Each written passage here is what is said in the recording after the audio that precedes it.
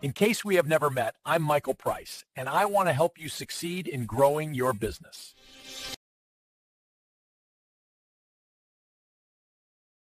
Welcome. I'm Nancy, your co-host, and it is my honor to introduce today's host, Michael Price. Thank you, Nancy, for that wonderful introduction. Let's get started. Imagine trying to sell just a standard piece of software to the federal government. And in return for the paycheck, the buyer suddenly demands legal ownership of the software's memories. Yeah, that is essentially what we are looking at. They demand the legal right to every single new pathway your algorithm forms, right? And then they strictly prohibit you from ever using those newly learned efficiencies anywhere else. Exactly. Today, we are looking at a 9-page document that is, it's essentially trying to rewrite the laws of digital physics. It really is. The clash we are witnessing right now is just, it's fundamental. Yeah. We are watching the rigid, highly structured world of 20th century federal procurement collide head-on. With a technology that, by its very nature, just refuses to be contained in a box. Welcome to the deep dive. Whether you are, a federal contractor prepping for a massive headache-inducing compliance meeting. Oh, and there are many of those right now. Or a tech vendor trying to figure out if you even want to sell to the government anymore. Or maybe you're just an insanely curious learner who wants to understand how the biggest buyer on earth is wrestling with the future of technology. Because they really are wrestling with it. Exactly. This deep dive is custom-tailored for you. Today is March 24th, 2026, and we are unboxing a massive shift in tech policy.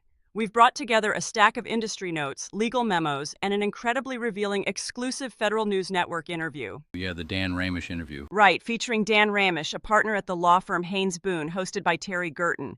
And the focal point of all these sources is a single, highly controversial proposal from the General Services Administration, or the GSA. Right. It is officially known as the Proposed AI Procurement Clause 552.2397001. Rolls right off the tongue. Doesn't that? But, this is a dense, highly prescriptive regulation. It's intended to be the federal government's very first acquisition regulation written specifically for artificial intelligence systems. Okay, let's unpack this. Before we get into the wild technical demands of this document, we really need to set the stage for you, the listener. Yeah, context is crucial here. We need to understand the basic mechanism of how the government actually buys things. Because the GSA isn't just like a random agency. They are essentially the Amazon Prime of the federal government. Yeah, that is a perfectly accurate way to frame it. The GSA manages what are known as multiple award schedules. Okay. Think of a schedule as a massive pre-negotiated catalog. Yeah. When a federal agency, whether it's the Department of Agriculture or, the Department of Defense. Right. When they want to buy commercial software, cloud services, or even just office furniture, they don't want to spend 2 years negotiating a bespoke contract from scratch. Nobody has time for that. Exactly. So they go to the GSA schedule. The vendors on that schedule have already agreed to a baseline set of terms, pricing, and compliance rules. So getting onto that schedule is basically the holy grail for a commercial tech company. Oh, absolutely. You get on the schedule, and suddenly thousands of federal buyers can purchase your software with just a few clicks. But the catch is, the GSA regularly updates the rules for everyone on that catalog. Right, they issue what are known as refreshes. A refresh is, it's a mass modification to the underlying contracts of all the vendors on the schedule. Okay, so a blanket update. Exactly. And the status of this specific AI clause is what makes our discussion today so incredibly urgent. The GSA originally planned to roll out Clause 552.2397001 in their upcoming update, which is known as Refresh 31. Right. The administration wants to be a global leader in AI adoption, obviously, and they view this clause as the foundational governance framework for bringing AI into the federal workspace safely. But the introduction of this framework just triggered an absolute earthquake in the tech sector. An earthquake is putting it mildly. Our sources note massive industry panic, red flags raised from every major tech coalition, and just desperate requests for comment extensions. The panic reached such a fever pitch that the GSA actually pulled the clause. They did. They hit the brakes, removed it from Refresh 31, and delayed it to the future, Refresh 32, just to evaluate the massive fallout. And the fundamental tension the GSA ran into here is that they drafted what the industry calls government-unique requirements. Okay, what does that mean in practice? Well, if you look at standard commercial software procurement, The government generally tries to mirror how the private sector buys things. Right, keep it simple. Exactly, they use standard public licenses. But with this AI clause, the government decided that standard commercial practices were just insufficient. Interesting. They introduced a set of bespoke, highly aggressive rules that deviate wildly from how business is actually done in the commercial AI sector. Mm-hmm. They're attempting to build a unified legal framework for a technology that honestly defies traditional asset categorization. To understand why the industry is sounding the alarm so loudly. I mean, so loudly that the government actually delayed a major regulatory rollout. Which rarely happens, by the way. Oh, right. So to understand that, we have to start at the foundational level of artificial intelligence. We have to look at the fuel that powers these systems, which is the data. Yes, the data is everything. Because the government isn't just asking to buy a license to use the software. They are making an unprecedented legal claim on the digital exhaust that the software creates. So let's explore sovereign intelligence, or what we might call the great data grab. The departure from standard commercial data rights here is just stark. Let's establish the baseline first so you know where we're starting from. Yeah, what's normal? In a traditional software contract, or really any standard data rights scheme with the federal government, Yeah. the equilibrium is pretty well understood. Generally speaking, the contractor owns the data generated during the performance of the contract. Okay. And the government is granted a broad license to use that data for its own purposes. So, you build the analytics tool, you run it on the government servers, you keep the mathematical byproducts of how the tool functioned, but the government gets to use all the reports and insights your tool generated. That has basically been the truce for decades. Right, that's the truce. But the new clause, 552.239.701, completely upends that truce. The government is now claiming ownership of all input data, which, is logically sound. Right? They own their own files. That makes sense? Sure, they also claim ownership of any custom developments built specifically for them. Also makes sense. But crucially, the clause asserts sweeping government ownership over all output data. And output data sounds incredibly harmless. It does sound harmless. Until you read the fine print of how the GSA actually defines it. According to the industry notes and the Ramachan Review, output data is broadly defined to include derivative data, metadata, and logs. And the inclusion of derivative data is the primary friction point here. Because the government legally owns this derivative data and these logs under the proposed clause, Yeah. contractors and AI service providers are strictly prohibited from using it. They cannot use the derivative data to train, fine-tune, or improve their AI systems outside of that specific government contract. Let's spend some significant time exploring this definition of derivative data, because this is where the physics of the modern AI world completely break the 20th century legal framework the government is trying to apply. They really do. Let's say an AI system processes federal supply chain data. It reads millions of logistics emails. Okay. In doing so, the algorithm mathematically adjusts its internal weights to better understand logistical jargon. It basically learns a more efficient mathematical pathway to route information. Are we saying the government now owns that newly formed mathematical pathway inside the neural network? That is exactly the multi-billion-dollar question the industry's asking. To fully grasp the absurdity of the legal demand, we have to look at what a machine learning model actually is.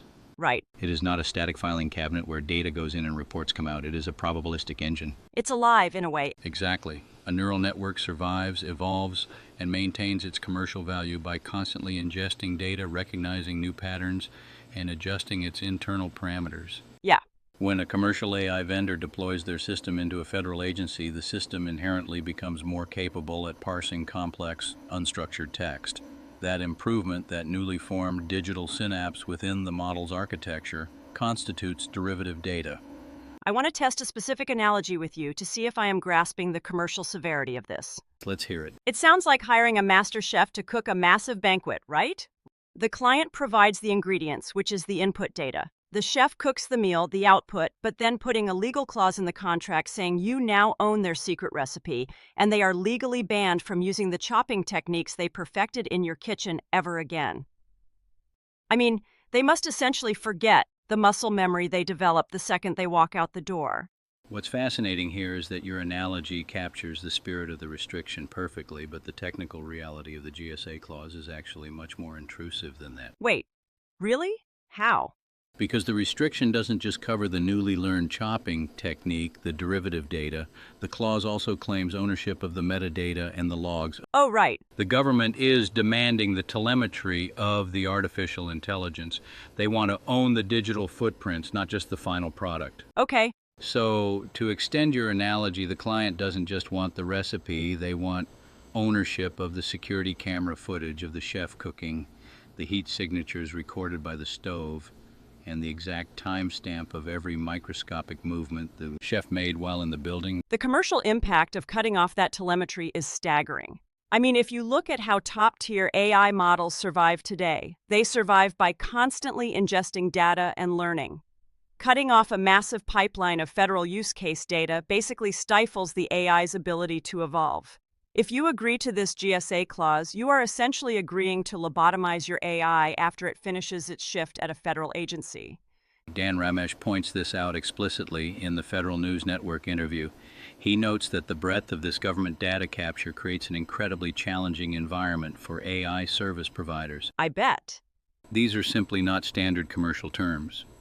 If you look at the major cloud providers or foundational AI labs in the private sector, their standard terms of service retain the rights to the telemetry and the generalized learnings. Right, they need that. They rely on that aggregated, anonymized metadata to patch security vulnerabilities, optimize computing loads, and refine the core model for all their other clients. So the government is essentially saying, when you work for us, your brain belongs to us. Yeah.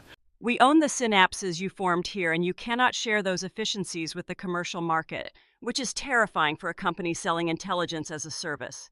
It's a deal breaker for many. But because the government is claiming ownership of the AI's outputs and digital footprints, it inherently needs to track exactly where and how those outputs are being generated. Naturally. Which leads us to a disclosure requirement that has prime contractors sweating. Let's talk about the burden of total visibility, the disclosure, and sub-tier liability. The logic flows inevitably in that direction. We move from the philosophical debate over data ownership directly into the operational nightmare of total supply chain visibility. Right? Because the government is claiming ownership of the AI's digital exhaust, the clause mandates that contractors disclose every individual use of AI in the performance of a contract. Okay, I want to clarify the scope of that demand. When the clause says every individual use, does it just mean every time the prime contractor uses a dedicated AI program specifically purchased for the government? Oh, the scope is vastly broader than that. Yeah. Ramesh heavily emphasized this point. The disclosure mandate applies even if the contract itself has absolutely nothing to do with delivering an AI system. Wait, what? Yeah. For example, if AI is used indirectly in the background to fulfill a logistics contract, furthermore, an AI service provider is broadly defined as any entity directly or indirectly providing, operating, or licensing AI systems. I want to ask you, the listener, to picture your own company's software stack right now. Let's say you run a mid-sized logistics company that provides freight delivery for the government, right? Okay, good example. You are a trucking company, not an AI lab, but your human resources department uses an enterprise software platform that recently integrated an AI tool to screen resumes for truck drivers. Very common. Right. And your logistics routing software uses a background machine learning algorithm to optimize fuel consumption based on weather patterns. Under this GSA clause, does that trucking company have to disclose all of those background algorithmic processes to the federal government? Based on the broad definitions within the clause, yes. That is wild. If those background tools are used, even indirectly, in the performance of the federal contract, they fall under the umbrella of AI use. And here is the liability trap. Prime contractors are made responsible for all AI service providers at any tier below them. Wait, let's explore the reality of a modern supply chain, because the phrase at any tier is doing a massive amount of heavy lifting there. It's the crux of the problem. Modern enterprise software isn't built from scratch by one company anymore. It's a nested doll of microservices and APIs. If my trucking company buys routing software from vendor A might host their software on cloud provider B. Right. Cloud provider B might use a cybersecurity threat detection microservice built by Startup C, and Startup C might have recently integrated an open-source predictive text model to help their engineers write code faster. The nest and structure you are describing is the exact architecture of the modern internet. Exactly. So if Startup C, sitting 4 levels down in the supply chain, uses a predictive text model while patching a server that eventually processes the freight routes, isn't this demanding a level of supply chain omniscience that simply doesn't exist? Yes. How can a prime contractor guarantee that a subcontractor 3 levels down didn't use an AI tool to draft a report? Industry experts are actively pointing out the practical limits of this oversight. How can a prime contractor audit the internal proprietary operations of a distant Tier 4 software vendor? It is physically and technologically impossible. Prime contractors do not have API access to the internal development environments of every microservice in their indirect supply chain. It sounds like asking the person who built your house to legally guarantee that the factory that manufactured the light bulbs didn't use an AI calculator in their accounting department. The legal vulnerability here is immense. The clause transforms a technological blind spot into an immediate breach of contract. A failure to disclose AI use by a distant service provider puts the prime out of compliance. They're assuming total liability for black box systems they do not own, cannot see, and cannot control. Just because the government wants to know every single time a neural network fires in the indirect service of their contract, it is a stunning administrative burden. But you have to realize knowing where the AI is used is an administrative nightmare, but the GSA clause goes even further. Of course it does. The desire for total visibility isn't just driven by administrative curiosity. The government doesn't just want to know where the AI is. They want to dictate exactly how it thinks and responds. Which brings us to perhaps the most philosophically tangled part of this entire deep dive, the architecture of neutrality and the lawful purpose override. The proposed clause delves directly into the cognitive behavior of the models. According to our sources, the regulation demands that AI systems must be unbiased and lack ideologies that are not objective from the government's perspective.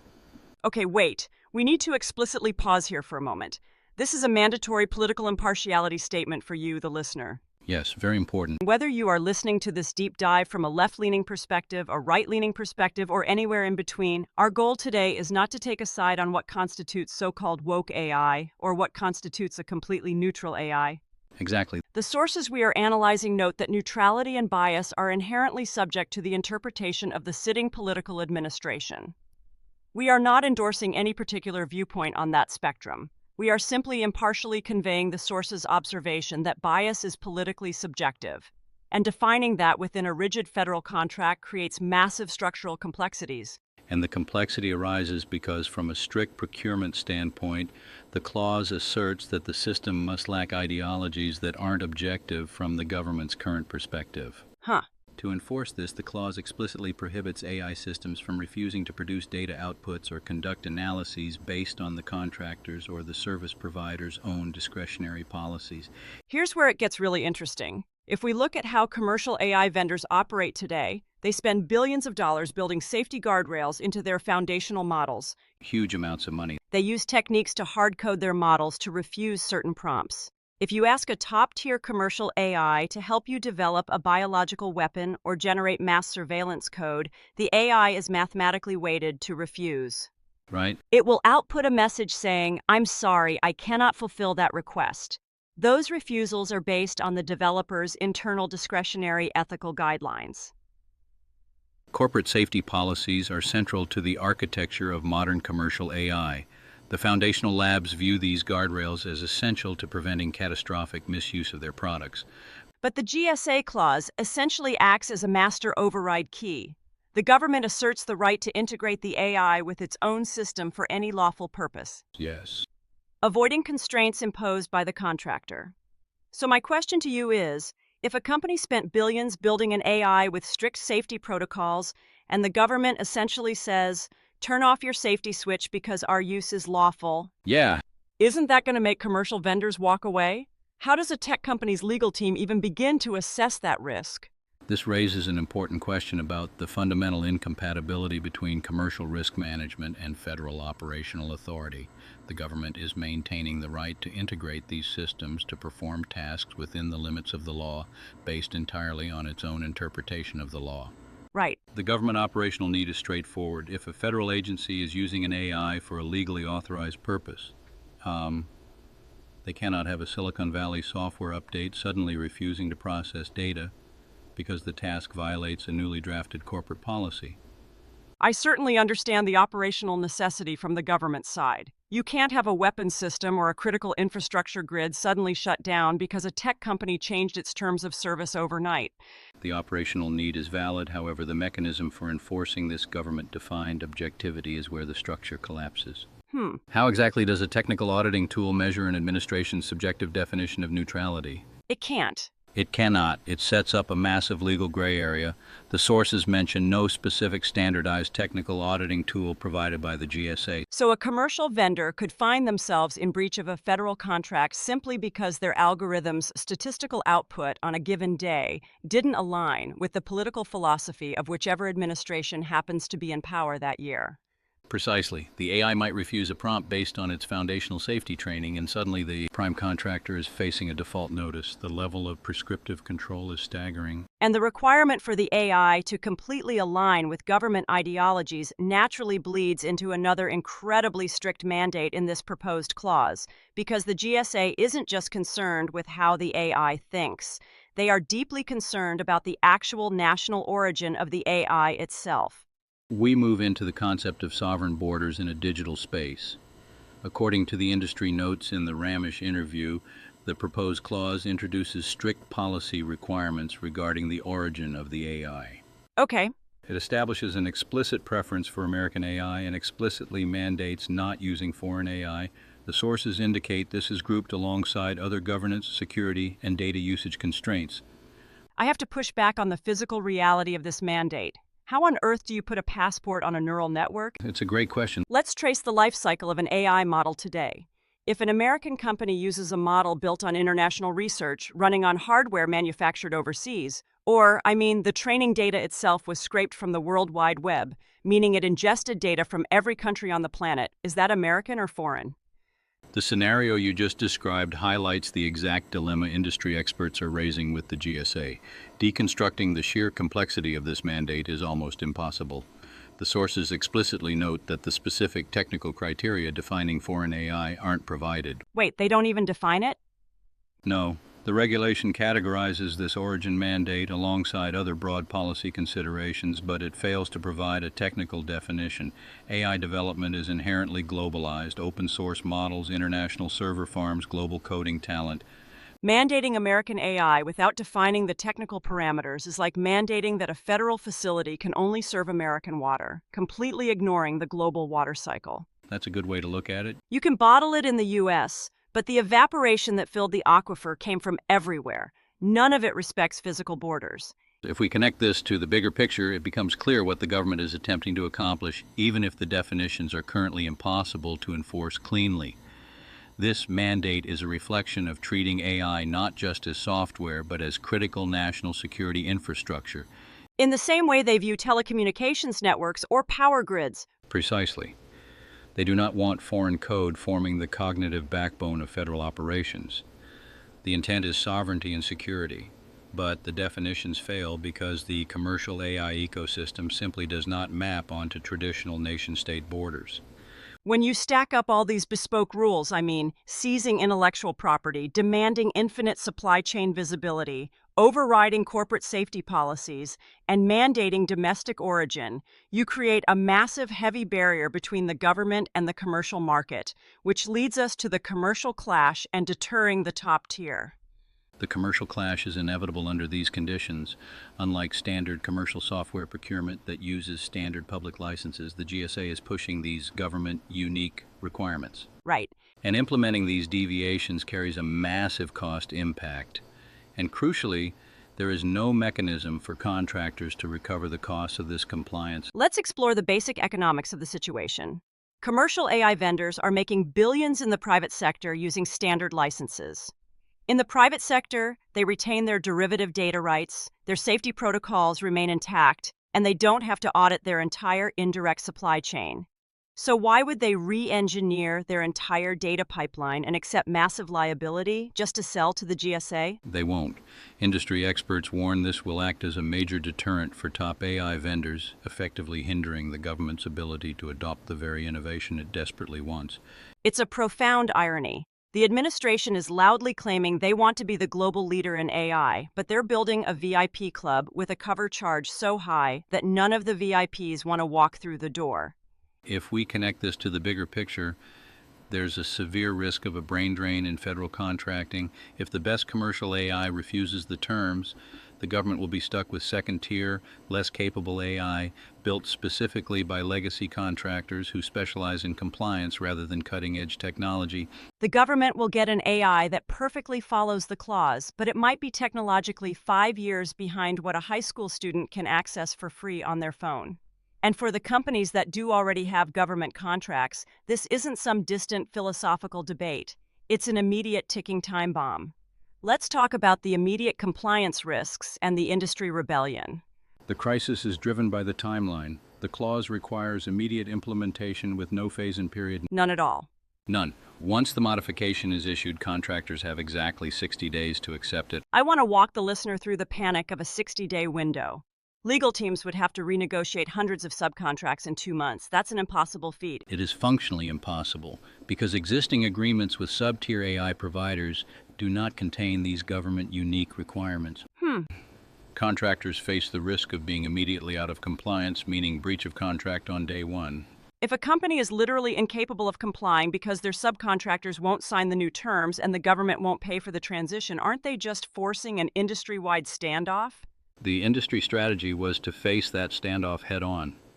Dan Ramish and industry experts advise contractors to formally register their objection and reserve their rights with their contracting officer before the 60-day deadline. What does that do? It's tactical. Reserving rights in federal contracting is the legal equivalent of pulling the emergency brake. They may have grounds to challenge it based on inconsistency with procurement regs and lack of proper notice and comment. It forces the GSA to open a dialogue rather than automatically terminating contracts. But it worked, right? The delay to refresh 32 proves the brake worked for now. Because of this massive pushback, GSA moved the clause to allow time to evaluate industry feedback. So, what does this all mean? We need to summarize this massive tension for you, the listener. The government is trying to force a radically new boundaryless technology into the rigid, highly controlled boxes of federal procurement law. That is the core issue. Even if you aren't a federal contractor, this battle previews the coming global regulatory wars over who controls AI data, safety guardrails, and liability. I want to ask you to consider how your own organization manages AI risk. And this leaves us with a provocative thought. If the GSA refuses to back down and refresh 32 and commercial vendors refuse to comply, will we see the creation of a GovTech Galapagos? Wait, a GovTech Galapagos? Yes, a highly isolated, completely bifurcated ecosystem where federal employees are forced to use clunky, legally compliant GovAI that is 5 years behind the commercial AI used by the rest of the world and our global adversaries. Wow, they demand the memories and the absolute control. But in doing so, they might just lock themselves out of the future entirely. Thank you for joining us on this deep dive. Keep questioning the algorithms around you and pay very close attention to who claims the legal right to own the answers. If you found this video helpful, please consider donating to helpallvets.org. Thank you.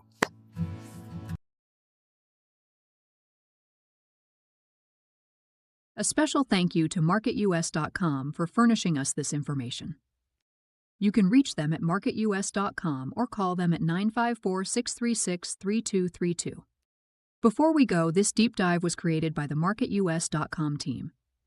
Let us know your thoughts in the comments below. It's right below the subscribe link.